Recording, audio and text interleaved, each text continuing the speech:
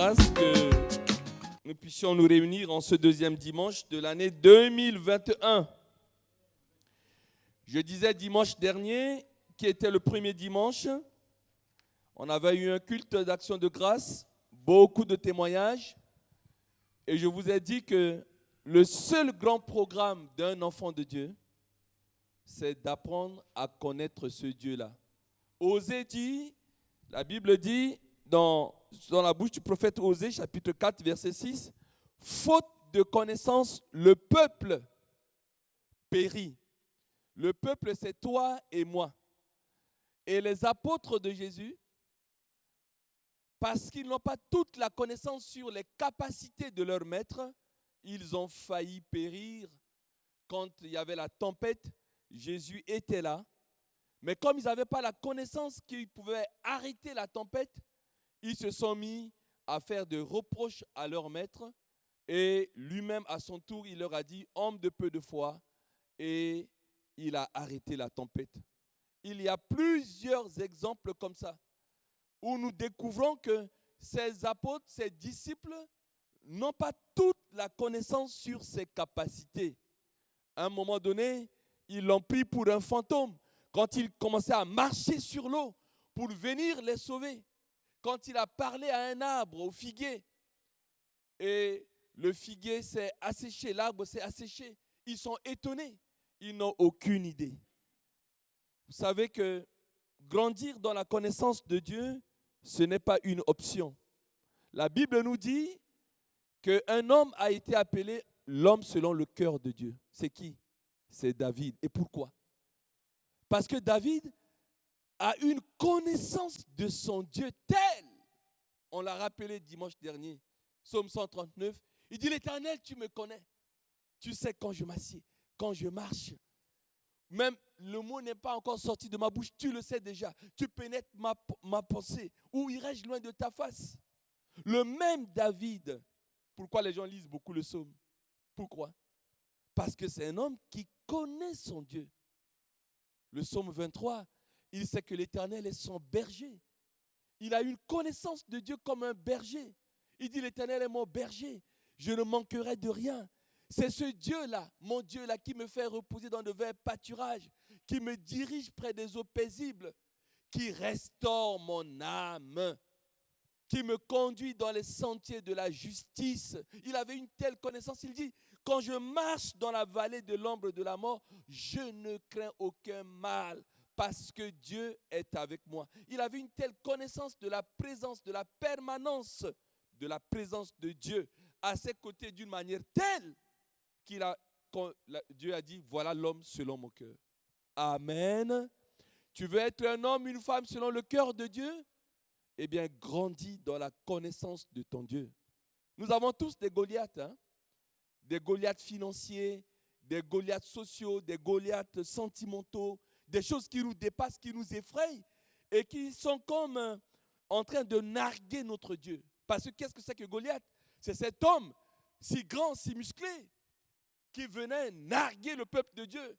Il a dit, vous avez Dieu, vous avez l'Éternel, eh bien que quelqu'un de chez vous vient, je vais le défier et on verra s'il va me battre moi, Goliath. Et tout le peuple s'est mis à faire pipi sur lui.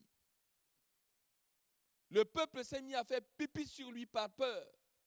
Mais l'homme selon le cœur de Dieu, qui avait une connaissance de son Dieu, qui s'appelle David, il s'est souvenu que lorsqu'il était berger chez son père Isaïe, et il gardait les brebis, et que l'ours, le lion venait attraper l'ours, eh bien il courait comme ça grâce à Dieu, et il arrachait de la bouche de l'ours la brebis. Il dit, ce même Dieu qui m'a gardé, eh bien je ne regarderai pas la taille de Goliath, je vais l'affronter. Si vous n'avez pas la connaissance de Dieu, je vous dis, ce n'est pas une option. Vous ne pouvez pas affronter vos Goliaths. Vous ne pouvez pas. Je vais, pour terminer cette introduction, vous donner un témoignage. Vous savez, Dieu est notre Père et nous sommes ses enfants. Moi, quand j'étais enfant, eh bien, il m'est arrivé pendant, près de 13 à 15 ans, j'en voulais à mon père. J'étais son seul fils. Pas son enfant unique, mais son seul fils. Parce que j'ai 6 sœurs. Je suis son seul garçon. Et je suis l'avant-dernier. Et c'est un enseignant. Et il veillait pour que je réussisse dans ma vie. Et parmi mes voisins du quartier, je leur posais la question, mais quand vous sortez, vos parents vous donnent des heures?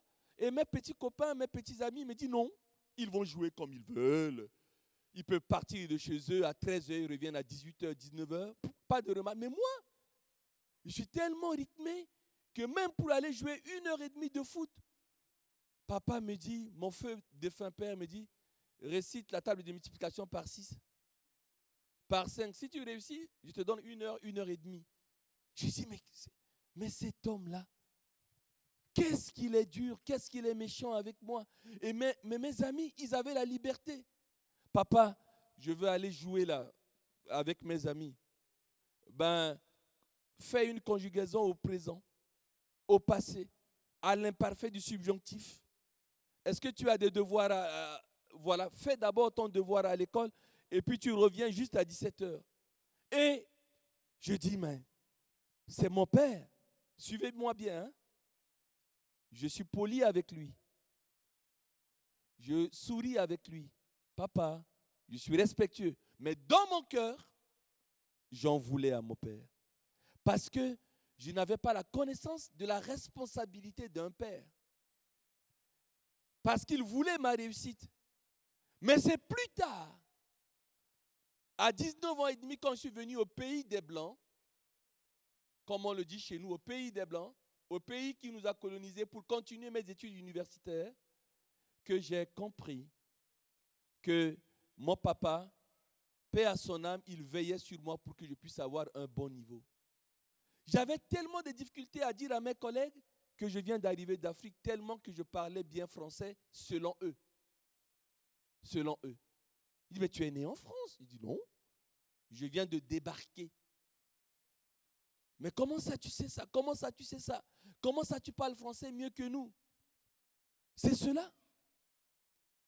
En vouloir à quelqu'un, cette expression en vouloir à quelqu'un veut simplement dire être fâché, être en colère, avoir des sentiments négatifs vis-à-vis de quelqu'un. Et alors que j'étais poli envers mon père, mais je lui en voulais. J'étais fâché parce que je n'avais aucune, je répète encore, aucune notion de responsabilité d'un père qui veut la réussite de son fils. Et je vous l'ai déjà dit, même lorsque je suis deuxième de la classe, j'ai des palpitations au cœur. Parce que mon père dit, mais celui qui a été premier, il te dépasse en quoi? Tu as de quoi à manger, tu as de l'eau, tu as du pain. Explique-moi pourquoi il t'a dépassé. Mais c'est trop. Mais c'est quand je suis arrivé en France, en première année de sciences économiques, nous étions plus de 300 dans les universités en France. C'est les gens qui font sciences économiques et droit qui sont plus nombreux. Mais dans les cours de travaux dirigés, on est 30, groupe de 30. Et je me rappelle au partiel de février, moi qui cherchais toujours à être le premier à cause de mon père, j'étais 48e. Jamais ça m'est arrivé dans ma vie. J'avais honte. Et autour de moi, mes collègues me disent, oh, félicitations, tu es arrivé dans les 50 premiers sur 300. Et moi, j'avais les larmes qui ont coulé. Je dis, pourquoi tu pleures, Josué? Je dis, si mon père était là, il devait avoir honte de moi. Je suis 48e. Mais comment ça? Et ils ne comprenaient pas, mes collègues, et moi aussi, je ne les comprenais pas. C'est après que j'ai compris cela. Pourquoi je vous dis ça? Parce que le Saint-Esprit me révélait, ça c'est le premier point, j'ai juste 3 points à vous dire ce matin, qu'en fait, en tant qu'enfant de Dieu, le peuple de Dieu en veut à Dieu. Nous sommes là, on chante, on a chanté ce matin, on a loué, on a adoré. Oh Seigneur, je t'aime, on l'acclame, mais au fond de notre cœur, on en veut à Dieu. Parfois, Pour ne pas dire toujours, on a des sentiments négatifs couverts de la politesse envers Dieu. Mais pourquoi Dieu ne m'a pas donné ça? Pourquoi il n'a pas exaucé à telle ma prière? Ah, je ne comprends pas. Je voulais absolument avoir ce truc-là, ce travail-là, cette maison-là, cet homme-là, cette femme-là. Je ne sais pas ce que vous demandez à Dieu. Et vous ne comprenez pas pourquoi il ne vous donne pas. C'est ça la première révélation. Celui qui a la connaissance de Dieu, premier point, ne jamais en vouloir à Dieu. Parce que c'est un père. C'est lui qui t'a créé, qui t'a forgé, comme on l'a vu dimanche dernier. Il dit à Jérémie, avant que je t'eusse formé, avant que je te mette dans le sein de ta mère, je te connaissais. Jérémie 29, 11, voici le projet que j'ai formé pour toi. Projet de paix, de bonheur, un avenir plein d'espérance. C'est pour ça que David a dit une fois, Dieu lui a donné 3 sanctions. Il dit, choisis parmi ces 3 sanctions. Il a dit, je préfère tomber entre tes mains que tomber entre les mains des hommes. Parce que j'ai une connaissance de toi telle que tu peux me chicoter, mais tu ne me tueras pas. Il avait une connaissance exacte de Dieu, David. Ce n'est pas une option pour nous, peuple de Dieu. Et ça, comme cet esprit m'a révélé, même si tu dis amen ou pas à ça, c'est vrai. Tu en veux à Dieu, et c'est le Saint-Esprit qui m'a révélé ça. J'en veux à Dieu. Parce que je vais demander, Seigneur, fais ça pour moi-même. Il traîne, papa, pour le faire. Peut-être que je vais passer à une 3e injection encore pour mes œdèmes oculaires. Je lui en veux. Pourquoi il ne m'a pas donné ça? Pourquoi il n'a pas fait ça pour mon épouse? Pourquoi il n'a pas fait ça pour mon ami Aurélien? Pourquoi il n'a pas fait ça pour mon ami XY? Parce qu'on avait une relation, pas d'un Dieu qui est là, qui a un bâton et une carotte. Non. C'est une relation de père. Il nous a adoptés. Et tout comme nous pouvons avoir une relation avec un père, on est poli. Bonjour papa, bonjour maman. Mais on en veut à papa, ce n'est pas grave. Suivez seulement moi. Quand on veut donner l'enseignement, le diable nous perturbe en cassant des verres, etc. Mais suivez seulement ce que je vous dis. Je vous dis quelque chose. Nous en voulons à Dieu. Que tu dises amen ou pas, c'est une révélation du Saint-Esprit. Quand on a la connaissance de Dieu, ne jamais en vouloir à son père. Aujourd'hui, je parle beaucoup de mon père. Mais ce n'était pas le cas quand j'étais au cours élémentaire 2e année, au cours moyen 1re année, au cours moyen 2e année. Je passais en 6e et je suis en première avant qu'il fasse son accident cérébrovasculaire pour mourir. Je me dis, cet homme est dur avec moi. Et c'est quand j'ai eu le bac, je suis venu au pays des Blancs, quand je vois que je peux me défendre, 48e, après un jour, jusqu'en licence où je commence à être premier au pays des Blancs. Et je me suis dit, mais le Seigneur m'a donné un père qui a veillé. Grâce à l'école, je peux avoir un revenu. Grâce à l'école, je peux avoir des diplômes. Grâce à l'école, je peux gagner mon pain. Mais si mon père me laissait comme cela, comme les autres parents ont laissé leurs amis, je suis rentré dans mon propre pays, j'ai fait 13 ans. Des collègues qui me disent, mais j'ai été à l'école avec toi, je ne me rappelais même pas. J'ai été ministre dans ma vie. J'ai pu me défendre et je le dois à mon père aussi. Parce qu'il m'a formé. Il a veillé pour que je puisse étudier régulièrement. Bien sûr, je ne devais pas sortir comme cela. J'étais rythmé. Il veillait sur moi. Il savait exactement là où je suis. C'est un papa responsable. Mais je n'avais aucune idée. Par contre, je préférais ma mère. Parce que ma mère, pas qu'elle ne m'a jamais tapé, non pas parce qu'elle n'avait pas la volonté de me taper, mais elle ne savait pas courir. Elle met des pagnes. Et quand elle veut me courir, je cours vite, je dis, viens me taper. Et ce n'est pas courir, maman. Et donc, du coup, bon, elle ne m'a jamais tapé. Parce que je fais des bêtises, elle veut me taper, je cours vite comme ça. Elle ne sait pas courir. Elle dit, je vais t'attraper, tu vas voir. Et puis, je discute, après, je vois qu'elle a oublié, je reviens. Elle ne m'a jamais tapé.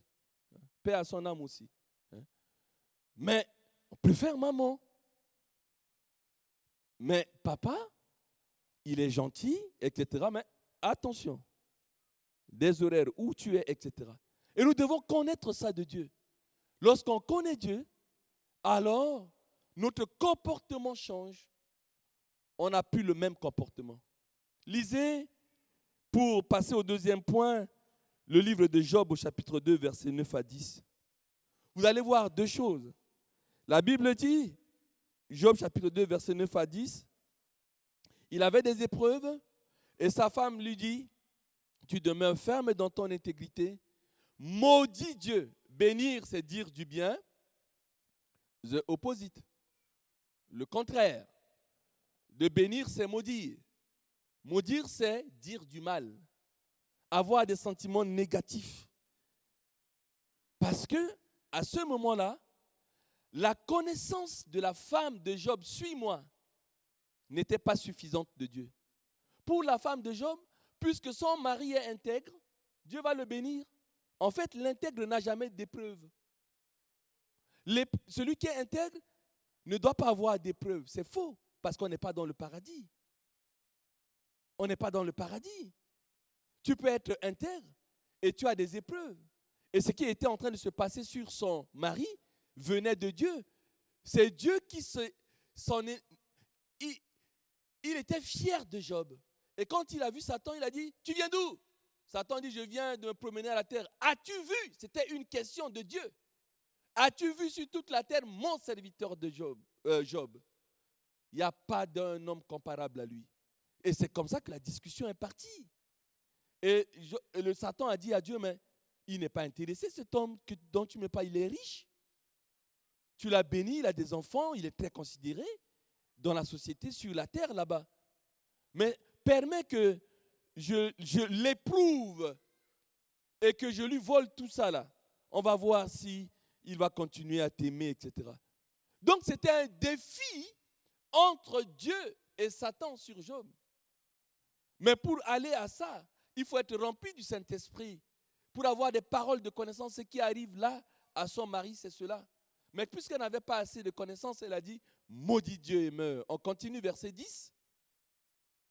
Mais Job, qui a la connaissance de Dieu, va dire à sa femme, tu parles comme une femme insensée. Quoi? Chérie, nous recevons de Dieu le bien. Tout le monde nous considère, on est un homme riche, on est considéré dans la société. Et maintenant, nous ne recevions pas aussi le mal. Pourquoi? C'est le même Dieu. Et en tout cela, dit la Bible, Job ne pécha point par ses lèvres. Le Saint-Esprit me révèle que même si on ne pêche pas par les lèvres pour dire, mais Dieu, il est un peu bizarre. Hein. Vous savez que beaucoup de chrétiens vont voir, comme on le dit dans ma langue, des nganga, des féticheurs. Dans ma belle famille, on dit des kemboiseurs. Voilà. Parce qu'on dit, oui, Satan peut te donner vite, mais Dieu, il traîne. Des gens quittaient l'église pour aller voir des féticheurs parce qu'ils ne comprennent pas ce Dieu. Complètement faux. On n'a pas une connaissance de Dieu. On ne peut pas. Mais Job a dit, mais nu, je suis sorti du sein de ma mère. Ce même Dieu qui m'a donné, c'est ce même Dieu qui a ôté. Que son nom soit béni. Il est resté dans la louange et dans l'adoration. Voilà ce que ça fait quand on a une connaissance de Dieu. Ça change notre comportemental spirituel. Ça change notre spiritualité. On n'est plus un chrétien on est au lait. On est un chrétien adulte. Parce qu'on a une connaissance exacte de Dieu. Et on sait que ce même Dieu qui m'a donné ce travail, j'ai dit alléluia, je suis venu témoigner ici, ce même Dieu a permis que je sois au chômage. Tout ce qu'il fait est bon. Peut-être qu'il veut que je comprenne aussi la situation des gens qui sont au chômage. C'est quand tu es malade que tu vas te mettre à prier. Tu dis, ah, c'est comme ça. La santé était un bon capital alors. C'est comme cela. C'est quand tu vas avoir des problèmes d'insomnie que tu te dis, mais depuis 54 ans, tu n'as jamais eu de problème d'insomnie. Ah bon? L'insomnie est une maladie alors. Dieu permet que tu passes par des temps pour que tu comprennes. Tu comprennes quoi? que tu comprennes que tu dois comprendre les autres. Que tu comprennes que tu dois comprendre des gens. Tu n'as jamais été au chômage, mais tu vas prendre tous les chômeurs comme des fainéants, comme des paresseux. Tu n'as jamais passé par tel problème. Quand quelqu'un te dit qu'il a tel problème, tu vas lui dire, oh là là, voilà. D'ailleurs, le même Job, le même Job. Vous vous rappelez, ces 3 amis, ils avaient une fausse connaissance de Dieu. Ils ont dit, s'il t'arrive telle chose, coucou, Coco, c'est que tu as péché. Tous les 3 dialogues de ces amis, c'était là. Tu as péché. Aujourd'hui, il y a quelque chose qui t'arrive. Des gens qui ont une mauvaise connaissance de Dieu, ils vont te dire, mais tu as fait quelque chose. Vous savez, une épreuve, ça vient, même lorsque tu es intègre, ça vient. Lorsque je vole et qu'on me met en prison, ce n'est pas une épreuve. Je ne fais que moissonner ce que j'ai semé. Si je vais voler quelque chose, je tue quelqu'un, on me met en prison, on ne peut pas appeler ça épreuve. Ah non. Je ne fais que moissonner ce que j'ai semé. Mais si je ne vole pas, on m'accuse injustement et on me met en prison, ça s'appelle épreuve. Et mon Dieu m'en sortira. Donc comprenez cela très bien. Celui qui grandit dans la connaissance de Dieu n'en veut jamais à Dieu. Et pour passer au deuxième point, regarde ton cœur. Si tu es comme Josué, en train d'en vouloir à son père pendant des années, notre Père, c'est Dieu. Tu es poli avec lui. Mais dans ton cœur, pourquoi il n'exauce pas? Pourquoi? Il y a comme un ressentiment. Reçois ta délivrance ce matin. Reçois ta délivrance ce matin. Dieu ne parle pas pour te juger. Il parle pour que sa parole va chez toi et te délivre des mauvais sentiments. C'est ça, c'est cela en vouloir. Il ne faut pas que tu aies un sentiment négatif en cette année 2021 et que tu puisses grandir dans la connaissance de Dieu et que tu te dises définitivement, Dieu ne me veut que du bien. Que le peuple dise amen à cela. Dieu ne me veut que du bien. Vous connaissez ma prière secrète? J'ai toujours dit au Saint-Esprit, n'obéis pas toujours à ce que je te demande. Si quelque chose n'est pas dans la volonté parfaite de Dieu, ferme-moi la porte, même si je suis frustré. Même si je suis découragé, ferme la porte. Mais si quelque chose est dans la volonté parfaite de mon Dieu, ouvre-moi la porte, même si je n'aime pas. Même si je n'aime pas. Parfois, vous allez faire un travail que vous n'aimez pas. Parfois, vous allez faire un voyage que vous n'aimez pas. Mais le Saint-Esprit vous y pousse à faire la chose parce que c'est dans la volonté parfaite de Dieu. Et c'est après que vous découvrez que ça, c'était le chemin pour vous et que ça relève de votre destin prophétique, ce que vous êtes en train de faire. C'est cela, être adulte. Je vous dis, mon frère, ma soeur, connaître Dieu ne relève pas d'une option. Attention, on n'a pas de choix que chaque jour de lire la parole de Dieu, lire David, les psaumes, lire Job, tous ces exemples-là. Et on se dit, oui, quand on a une connaissance de Dieu, on est une force tranquille. On est là, on est une force tranquille. On s'attend à Dieu. On s'attend à Dieu. Tout ce qui est arrivé à Job ne relevait pas que du péché, non. Mais c'était un défi entre Dieu et lui. Si j'ai un conseil à te donner dans ce premier point, c'est de lire Philippiens 2,14. Faites toutes choses sans murmure. Ne murmure pas contre ton père parce qu'il est responsable, il t'aime. C'est lui qui t'a mis au monde. Il veut ton avenir, Josué. C'est pour ça qu'il veille à ce que tu étudies, à ce que tu fasses tes leçons, tes devoirs, par responsabilité. Ne murmurons pas contre Dieu. C'est un pédagogue. C'est un méthodologue. Quand on est entre ses mains, on est dans des mains sûres. Vous voyez, il y a des conséquences. Lorsqu'on murmure contre Dieu, attention. La Bible nous dit, Ésaïe 63, verset 9, s'agissant du peuple d'Israël, Dieu les a délivrés d'Égypte, traversés de la mer Rouge. Les soldats, ils ont vu les soldats égyptiens qui les suivaient, qui les poursuivaient, engloutis. La Bible dit, hein, dans Ésaïe 63, verset 9, dans toute leur détresse, ils n'ont pas été sans secours. Et Bénézer. Jusque-là, Dieu les a secourus. Dans le désert, Dieu était avec eux. Et l'ange qui était devant sa face les a sauvés. Il les a lui-même rachetés dans son amour et sa miséricorde. Et constamment, Dieu les a soutenus, portés aux anciens jours. On continue, verset 10. Mais ils ont été rebelles. Ils ont attristé son Esprit Saint par des murmures. Et qu'est-ce que Dieu a fait? Il est devenu leur ennemi, a combattu contre eux. La Bible dit que toute la génération qui a vu le miracle de la Pâque sortir d'Égypte, ils n'ont pas vu Canaan. Seuls Josué et Caleb et tous les enfants qui sont nés dans le désert, ils sont partis en terre promise. Veux-tu aller dans ta terre promise? Arrête de murmurer. Un serviteur de Dieu dit que quand tu murmures, ça fait un mur, tu murmures, ça fait un mur, tu murmures, ça fait un mur, tu murmures, ça fait un mur, et finalement, tu es encerclé, isolé. Attention, on aime murmurer. On aime ça. Et c'est un danger, parce qu'on ne peut pas rentrer dans notre Canaan parce que nous murmurons, même si ça ne se voit pas. Personne ne savait qu'ils ont dit, oh là là, mais c'est son seul fils, qu'est-ce qu'il aime? Oui, mais le fils lui-même, pendant ce temps, dans son cœur, il en voulait à son père. Parce qu'il n'a aucune notion de connaissance sur la responsabilité d'un père. Je le vois aujourd'hui. Dieu nous a fait grâce avec mon épouse d'être papi et mamie. Et c'est beau d'être papi et mamie. De voir comment nos enfants sont devenus parents et comment ils font à leurs enfants.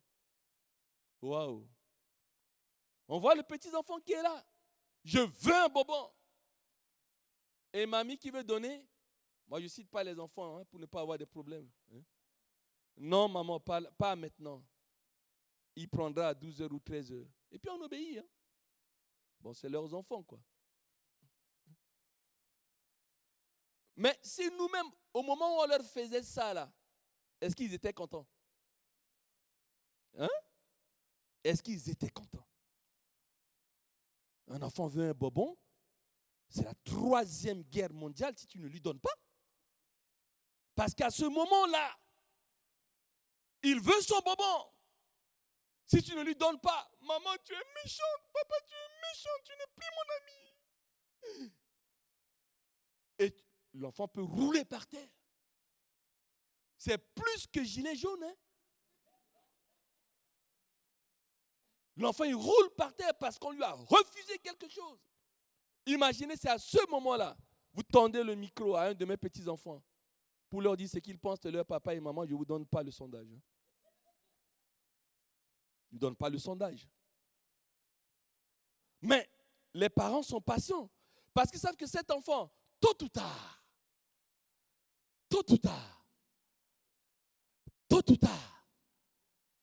à 20 ans, 25 ans, ils vont dire non, merci à papa, merci à maman. Ah, moi, je les prenais pour des tortionnaires. Mais maintenant, j'ai un bon niveau. Dans ce monde de nouvelles technologies, je peux maîtriser un certain nombre de choses pour me défendre. Parce que mes parents y ont veillé. Mes parents, oui, Dieu nous forme. Il est pédagogue, il est méthodologue avec nous.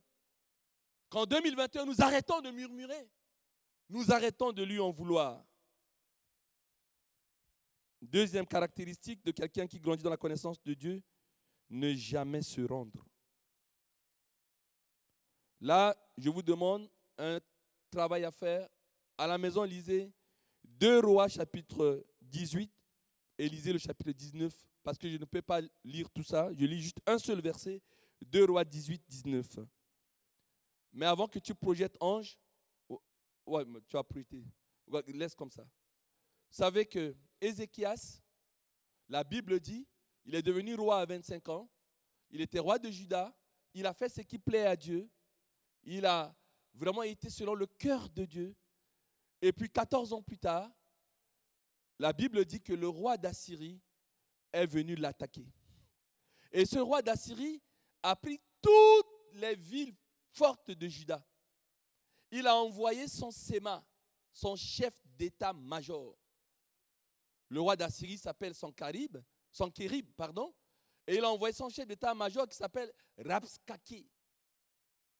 Et il a dit, tu vas dire au peuple de Juda, mais de se rendre parce que j'ai pris toutes les villes. À l'époque, les villes étaient clôturées, emmurées. Et le texte dit, Rabshakeh est venu et il a dit au peuple qui était sur les murailles, il leur a dit, mais sur quelle confiance? Tu peux le projeter, ma chérie. Rabshakeh leur dit, dites à Ézéchias, ainsi parle le grand roi d'Assyrie. Quelle est cette confiance sur laquelle tu t'appuies? En fait, le chef d'état-major était étonné qu'ils ont pris toutes les villes, mais le roi refuse de se rendre. Et donc ça l'étonne, il a dit, mais peuple, dites à votre roi, là, Ézéchias, sur quelle confiance il s'appuie. Il veut faire alliance avec l'Égypte. Peut-être vous a-t-il dit que l'Éternel va vous sauver, mais c'est faux. Et le gouvernement de Ézéchias leur a dit, parlez-leur, s'il vous plaît, monsieur chef d'état-major, parlez-nous en araméen, comme ça le peuple ne comprendra pas. Là, vous êtes en train de parler en langue judaïque. En langue judaïque. Ils ont dit, non, on s'en fout, on ne parlera pas en araméen, on va parler en langue judaïque pour que le peuple comprenne. C'est pourquoi je vous dis de lire tous les versets de chapitre 10, verset 19. Et ils ont dit au peuple en langue judaïque, ils leur ont dit, votre roi, il vous trompe, rendez-vous, descendez, rendez-vous. Ézéchias a dit, ne leur parlez même pas. Parce qu'il avait une connaissance de Dieu. Et il est allé voir le prophète Ésaïe, il dit, mais le roi d'Assyrie me cherche problème. Je lui ai versé de l'argent, il ne veut pas. Je lui ai versé de l'or, il n'en veut pas. Il a pris toutes les villes. Il nous demande de nous rendre, je refuse. Qu'est-ce que toi tu dis, le prophète? Parce qu'on consultait Dieu par le prophète. Et Ésaïe lui a dit, tu as raison, n'aie pas peur. Dieu me révèle, alléluia, koroba shakaya baraso de beregedi baragan. Il recevait quelque chose de Dieu, le prophète Ésaïe. Il a dit à Ézéchias, Dieu m'a révélé qu'il va, là où j'aime beaucoup ça, il va donner une mauvaise nouvelle dans l'esprit du chef d'état-major et dans quelques heures, tu ne le verras plus. Il va retourner en Assyrie. Il va recevoir un coup de fil. Ça va lui faire peur. Mais non, mais il y a des versets étranges. Hein? Ésaïe lui dit, Ézéchias, ne vous rendez pas. Dieu m'a révélé qu'il va donner une mauvaise nouvelle au chef d'état-major et il va prendre ses soldats, ils vont quitter Juda, ils vont fuir, ils vont retourner. Et ça n'a pas tardé, le téléphone a sonné, c'était un iPhone hein, du Rabshakeh, du chef d'état-major, et c'était Sanchérib qui était au téléphone, le roi d'Assyrie qui lui a dit, on est attaqué, hein. Vous rebroussez chemin, on est attaqué. Vous laissez ces Ézéchias, ça vous retournez vite. On est attaqué. Reviens avec les vaillants soldats. C'est comme ça que la guerre est terminée. Hein. Lisez chapitre 19. Même si on vous donne un bon repas de lasagne, vous n'en mangerez pas. Hein. C'est tellement bon de lire que vous allez dire, mais quelle belle histoire. Celui qui connaît Dieu ne se rend jamais. Dites à votre voisin, ne te rends pas. Dites à votre voisin, ne te rends pas. Alléluia. Vous savez, la victoire qui triomphe du monde, c'est quoi? C'est notre foi. Et la Bible nous dit que mon juste, Hébreux 10, 38, vivra par la foi. Mais s'il se retire, c'est-à-dire s'il se rend, mon âme ne prendra pas plaisir à lui. Je me rappelle le témoignage de cette sœur, dit pasteur, tous les hommes qui me draguent, ils veulent simplement coucher avec moi. Mais je ne vais pas me rendre. pasteur, ne te fâche pas. J'ai dit à Dieu, jusqu'à ce qu'il me prenne, si l'homme, je veux me garder vierge, si un homme ne veut absolument coucher avec moi avant son mariage, je ne veux plus du mariage, je vais rester sans me marier dans le célibat, dans l'abstinence jusqu'à ma mort. Quelques années après, elle est mariée. Elle ne s'est pas rendue. Hein. Attention. Hein. Vous savez, l'ennemi, il nous encercle, il nous étouffe et il nous dit, rends-toi. Rends-toi. Tu n'as pas de choix que de te rendre. Mais c'est le combat de Satan et de Jésus. Il a faim. Il a dit, mais tu es puissant, non? Tu es fils de Dieu. Mais ordonne que ces pierres deviennent des pains. Jésus a dit, je ne t'obéis pas à toi. Dégage. Je peux le faire, mais je ne t'obéis pas à toi. Tu ne tenteras pas ton Dieu. Je suis Dieu. Je ne vais pas obéir à toi. Je ne vais pas faire un miracle pour tes beaux yeux. Sauf que pour Satan, il n'a pas de beaux yeux, il a de vilains yeux. Attention. Il ne faut pas se rendre. Deuxième point terminé. Premier point, ne jamais en vouloir à Dieu, d'avoir des sentiments négatifs envers Dieu, même si ça ne se voit pas, même si je suis poli, même si je prie, même si je loue, même si j'adore, même si je sers Dieu en église, mais dans mon cœur, il y a quelque chose, un ressentiment, un sentiment négatif envers Dieu, envers mon papa là. Ça doit se régler en ce deuxième dimanche et toute l'année 2021. Deuxièmement, ne te rends pas. Il ne faut pas se rendre. Même si c'est comment, discute pas avec le diable. Tu es une force tranquille. Dieu enverra une mauvaise nouvelle chez l'ennemi. Il va retourner, il va te lâcher. Troisième et dernier point, ça je le dois à mon épouse, parce que Dieu lui a parlé son verset de 2021, Matthieu 6, verset 25 à 33. Ne jamais s'inquiéter. Waouh! Celui qui a la connaissance de Dieu. Matthieu 6, 25, c'est pourquoi je vous le dis, ne vous inquiétez pas pour votre vie, de ce que vous mangerez, ni pour votre corps, de quoi vous serez vêtus.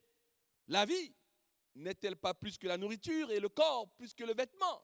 That is the question. Verset 26. Regardez les oiseaux du ciel. Ils ne sèment ni ne moissonnent. Et ils n'amassent rien dans des greniers. Et votre Père céleste les nourrit. Ne valez-vous pas plus que? That is the question.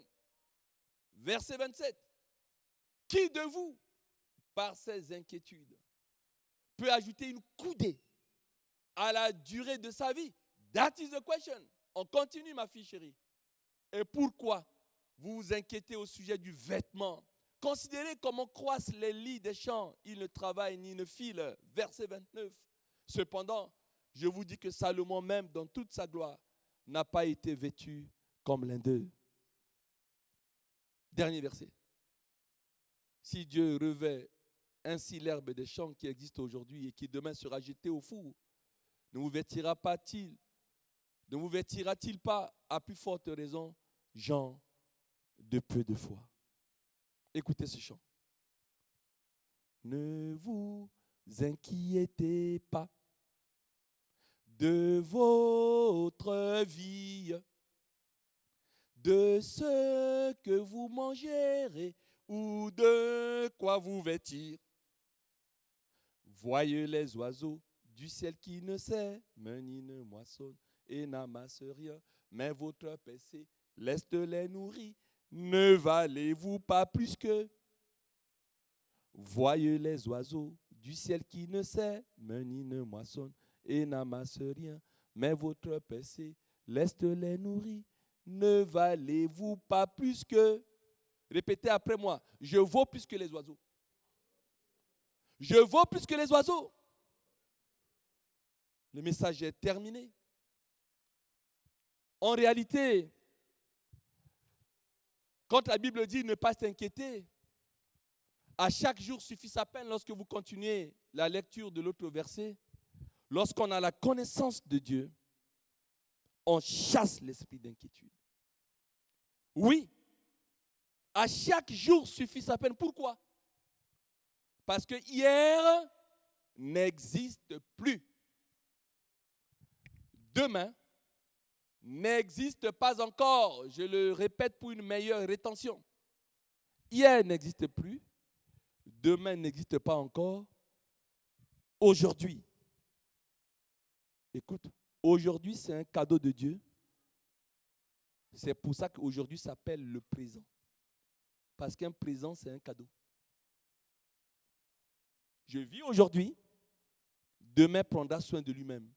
Tu vas me dire, oui, mais pasteur, non. On nous a dit, regarde la fourmi qui amasse à l'été. Ça ne veut pas dire qu'il ne faudrait pas que tu fasses de l'économie. Ça ne veut pas dire qu'il faudrait que tu fasses des réserves. Non, ça n'a rien à voir. Si tu peux faire des réserves, fais-le. Si tu veux faire de l'économie, fais-le.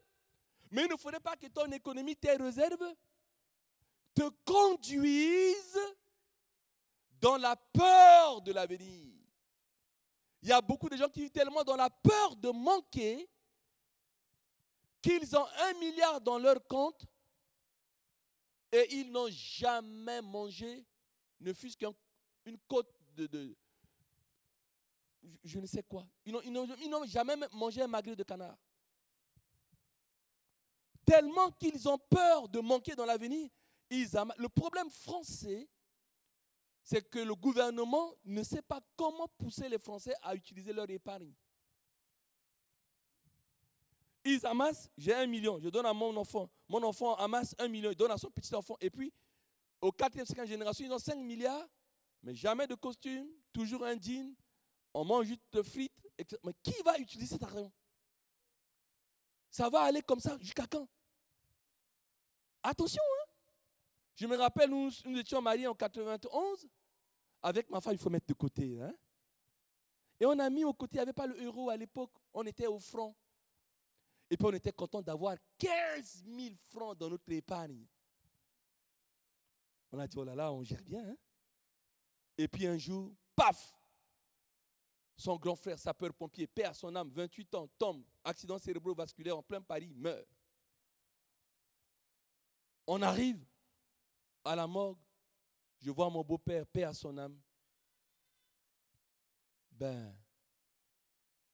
Sa famille venait le voir, mais avec une fleur, hein? Une jolie fleur, courage, hein? Courage, courage. Et je vois mon beau-père, il était soucieux. Je dis, mais qu'est-ce qu'il y a, beau-père? Il a dit, mais Josué, tu restes là avec Isabelle, je retourne à mon travail parce que regarde le devis, les pompes funèbres demandent 15 000 francs pour l'enterrement et tout. J'en ai pas. Je vais retourner au travail, voir si. Et la première fois que je vois mon beau-père aussi fort, les larmes coulaient à cause d'un Goliath financier. Au moment où il a dit 15 000, ça a fait un écho en moi. Je savais qu'on avait 15 000. Et j'ai dit, non, beau-père, vous n'allez pas partir au travail. Il dit, pourquoi? J'ai dit, non. Tout de suite, j'ai consulté mon épouse. J'ai dit, m'en fais le chèque de 15 000. Ce problème-là est réglé. Et j'ai dit, beau-père, on a les 15 000, on va te faire un chèque. Il a dit, ah non, oh là là. Alors là, jamais. Never. Vous venez de vous marier. Faites vos économies. C'est mon fils qui est mort. Non. Il dit, ça ne fonctionne pas comme ça. Tu es chrétien, je suis chrétien. Certainement, c'est pour des temps comme cela que Dieu a permis que nous fassions cette économie. Et j'ai pu le convaincre. Un chèque de 15 000, on n'avait plus un seul euro dans notre épargne. Je témoigne devant l'Église. En 91, on avait donné 15 000. Aujourd'hui, on a 30 ans. Dieu a permis déjà dans ma vie avec mon épouse, pas aujourd'hui, mais nous avons eu 10 fois plus, puisqu'on a déjà eu une épargne de 150 000 euros. Ce n'est pas de la vantardise, hein, mais c'est le témoignage de mon Dieu. Et c'est comme cela Dieu fait. Il y a des moments où tu vas... C'est des mouvements ascendants, descendants, ascendants, descendants, ascendants, descendants. Il faut avoir peur de l'avenir. Il ne faut pas s'inquiéter. J'épargne, mais il y a un problème qui est là. J'ai mon beau-frère, il est mort. Laisserai-je mon épouse, mon beau-père aller s'endetter alors qu'il y a les 15 000? Si je meurs aujourd'hui, regardez tous les gens qui meurent. On dit on l'a enterré aujourd'hui, oui. Il est parti avec quoi? Rien du tout. Il a laissé maison, il a laissé argent, il a laissé costume, il a tout laissé. C'est ce que dit Job. Hein? Ni je suis sorti du sein de ma mère, ni je rentrerai. Amen.